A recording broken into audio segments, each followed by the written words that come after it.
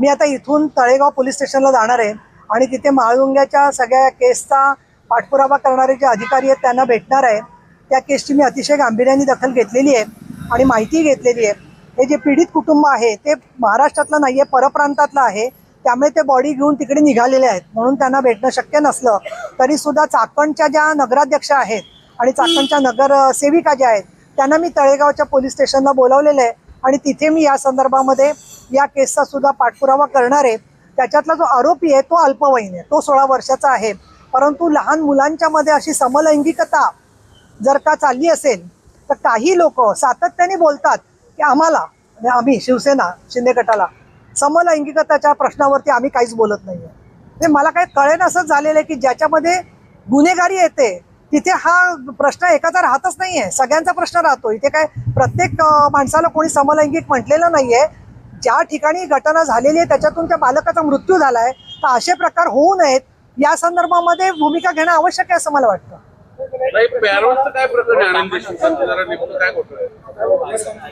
पॅरोलच्या संदर्भात मी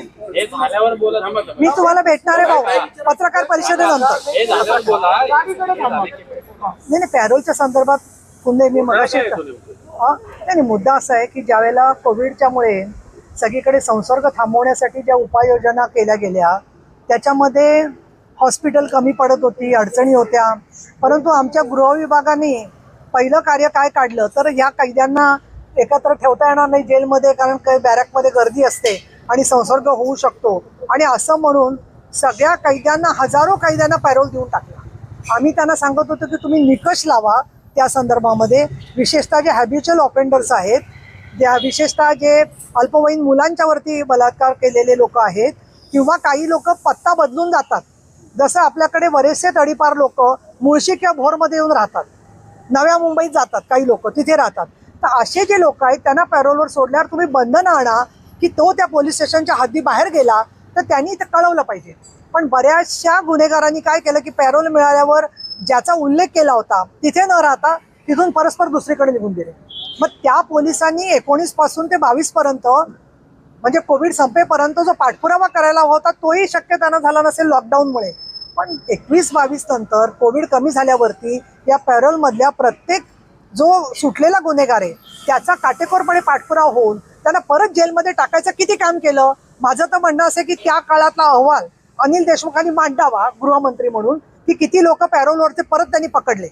आणि त्याचा परिणाम असा झालेला आहे की अनेक हॅबिच्युअल ऑफेंडर्स जे आहेत ते बाहेर सुटलेले आहेत। ज्या वेळेला हॅबिच्युअल ऑफेंडर्सची लिस्ट करा असं आम्ही शक्ती कायद्याच्या बैठकीत बोलले, तर त्यावेळेला काही महिला संघटना की ज्या म्हणजे सो कॉल्ड स्वतःला समजतात अमुक एका विचाराच्या, त्यांनी सांगितलं की अशी आरोपींची लिस्ट करू नका कारण त्याच्यामुळे त्यांच्या मानव अधिकारावरती अतिक्रमण होईल। आम्ही त्यांना असं सांगितलं की पोलीस स्टेशनला ती लिस्ट असणार आहे, ती गुप्त असणार आहे, ती काही मीडियात रोज जाहीर होणार नाहीये, पण मीडियाकडे न जाता सुद्धा प्रत्येक पोलीस स्टेशनला ती यादी असेल तर या लोकांच्या वरती थोडं लक्ष ठेवणं शक्य होऊ शकेल। आणि शेवटचा मुद्दा की महिला दक्षता कमिट्यांच्या मार्फत जे काम चालत होतं त्याला गेल्या काही वर्षांमध्ये संपूर्ण खीळ बसलेली आहे, फक्त भरोसा सेलमध्ये काम चालतं। त्यामुळे आज ज्या इथे सगळ्या महिला कार्यकर्त्या आहेत की ज्या महिला दक्षता समितीचे सदस्य म्हणून काम करू शकतात, ते कुठल्याही पक्षाच्या किंवा पक्षनिरपेक्ष काम करणाऱ्या महिला, त्यांचा सहभागच पोलिसांच्या कामात राहिलेला नाहीये, तो वाढवावा असं मी सदानंदजी दाते, माननीय मुख्यमंत्री देवेंद्र फडणवीस, माननीय उपमुख्यमंत्री एकनाथ शिंदे, माननीय उपमुख्यमंत्री सुनेत्रा पवार या सगळ्यांना सांगितलेलं आहे। दुर्दैवाने महिला बाल विकास विभाग त्यांनी त्यांचं स्वतःहून पीडित मुलीचं आणि कुटुंबाचं समुपदेशन केलं पाहिजे, तेही स्वतःहून समुपदेशन करत नाहीत। त्यांची अपेक्षा अशी की पोलिसांनी आम्हाला कळवावं, तर मी गेल्या आठवड्यातच त्यांच्या आयुक्तांना, महिला बाल कल्याणच्या उपायुक्तांना निर्देश दिलेले आहेत की त्यांनी स्वतःहून दर आठवड्यात विचारावं आणि ज्या केसेस झाल्या असतील त्यांना स्वतःहून महिला विकास अधिकाऱ्यांनी समुपदेशन केंद्र असो का नसो तिथे त्या ठिकाणी त्यांनी स्वतः समुपदेशनाची व्यवस्था केली पाहिजे, असे मी अनेक या संदर्भातले भूमिका घेतलेली।